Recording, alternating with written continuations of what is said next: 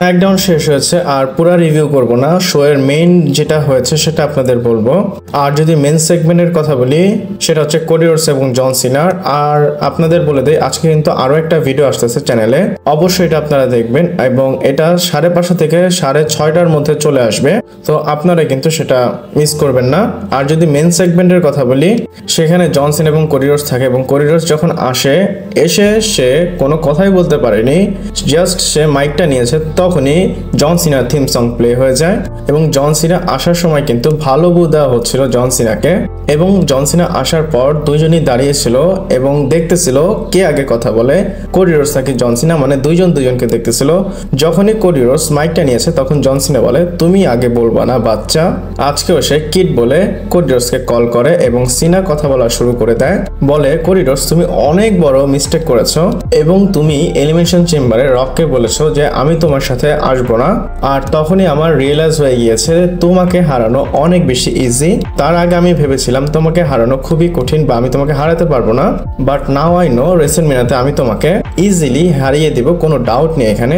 জন সিনা বলে যে তোমার যদি আসলে জিততে হতো বা তুমি যদি তোমার চ্যাম্পিয়নশিপটা নিজের কাছে রাখতে চেতা তাহলে তোমাকে এই লুজার্সদের মানে ক্রাউডদের নিজের থেকে আলাদা করতে হবে, বাট দেখো তুমি নিজেকে আলাদা করতে পারোনি এবং তুমি এখানে ফেসে গিয়েছো। জন সিনা অলসো এটাও বলে রেসেলমেনিয়া 40-তে যখন কোডির সাথে সবাই সেলিব্রেট করেছিল এবং সবাই তাকে যখন কনগ্রাচুলেশন করেছিল, জন সিনা কিন্তু তাকে বলেছিল যে দিন যত যাবে তোমার এই চ্যাম্পিয়নশিপের ওয়েটটা তত বাড়বে এবং রেসেলমেনিয়াতে দিস সানডে এটা এত বেশি হেভি হয়ে যাবে যে তুমি এটা লোড ক্যারি করতে পারবে না এবং আমি তোমাকে তখন বিট করব আর আমি হয়ে যাব 17 টাইম ওয়ার্ল্ড চ্যাম্পিয়ন। আর এটা বলার পর কিন্তু জন সিনাকে অনেক বেশি চেয়ার দেওয়া হচ্ছিল।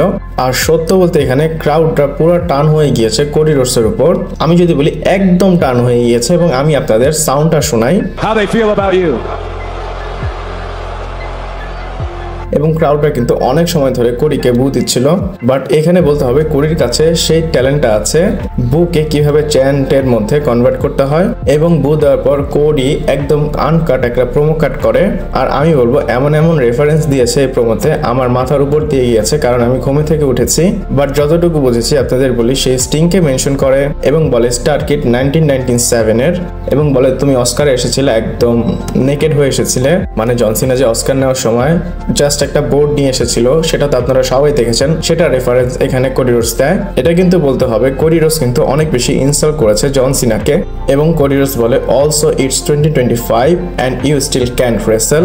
আর আমি বলবো 2 মিনিট আগে যে কোডি রোডসকে বুক করা হচ্ছিল খুবই বাজেভাবে, আর তারপরে ক্রাউডরা তাকে চ্যান্ট করা শুরু করে দিয়েছে এবং বলতেছে কোডি রোডস এবং ক্রাউডরা আবার বলতেছে জন সিনার জন্য ইউ ক্যান রেসেল এবং জন সিনা বলে দেখো ক্রাউডরা তোমার মতো ইডিয়েটস এবং জন সিনা এন্ডে বলে যে আমার তো রেসেল করার কোনো দরকারই নেই এবং কোডি রোডসের দিকে যায় এবং উঠায় কোডি রোডসকে মারবে, মানে অ্যাটিটিউড অ্যাডজাস্টমেন্ট মারবে।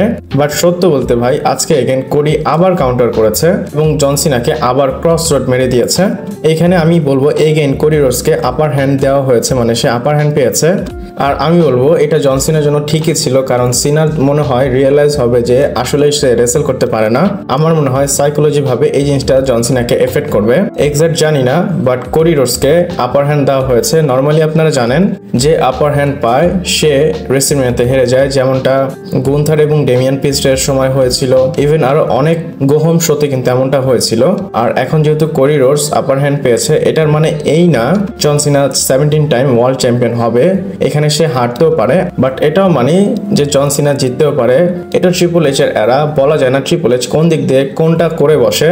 আর সত্য বলতে ক্রাউডটা যেভাবে কমপ্লিটলি কোডি রোডসের উপর টান হয়েছে আমার মনে হয় এইটা তার রেসেলমেনিয়ার ম্যাচে ইফেক্ট করবে। এবং আপনাদের বলে দেই হল অফ ফেম কিন্তু শুরু হয়ে গিয়েছে, স্ম্যাকডাউন শেষ হওয়ার পর যারা নেটফ্লিক্সে দেখছেন তারা তো জানেন হল অফ ফেম শুরু হয়ে গিয়েছে এবং চ্যানেলে কিন্তু আরো ভিডিও আসবে, সো স্টে টিউন। আর শো এর শেষের কথা যদি বলি, আর আপার হ্যান্ড পাওয়ার পর কোডি রোডস এখান থেকে চলে যায় এবং আমিও আজকে এখান থেকে চলে গেলাম, মানে ভিডিওটা শেষ করলাম। যদি আপনাদের ভালো লাগে লাইক কমেন্ট শেয়ার সাবস্ক্রাইব করে পাশে থাকবেন, পরবর্তী ভিডিওতে আবার দেখা হচ্ছে।